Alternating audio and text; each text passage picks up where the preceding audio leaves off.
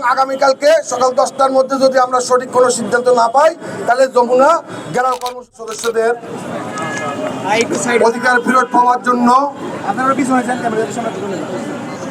9 August আন্দোলন সংগ্রাম করে আসতেছি। সরকারের কাছ থেকে আমরা কোনো প্রকার ইতিবাচক সাড়া আমরা পাইনি।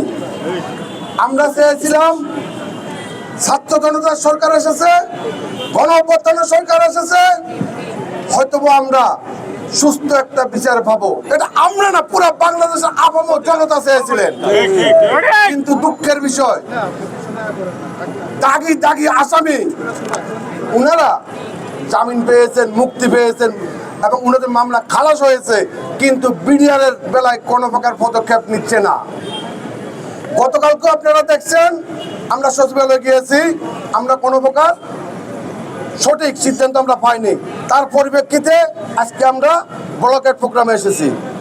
তা ব্লকেট আমরা দিতাম না, পুলিশ প্রশাসন আমাদেরকে ঠিক ওই জায়গাতে ব্যারিকেড দেওয়াতে আমরা ব্লকেটে বসতে বাধ্য হয়েছি।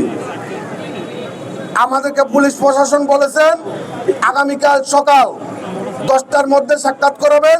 যদি 10টার মধ্যে আমাদেরকে সাক্ষাৎ না করান, তাহলে আমরা আগামীকাল যমুনার দিকে আমরা ঘেরাও কর্মসূচিতে যাব। এর আগে আমি জাদুঘরের সামনে অবস্থান কর্মসূচি ঘোষণা করতেছি এবং আগামীকালকে সকাল 10টার মধ্যে যদি আমরা সঠিক কোনো সিদ্ধান্ত না পাই, তাহলে যমুনা ঘেরাও কর্মসূচিতে যাব।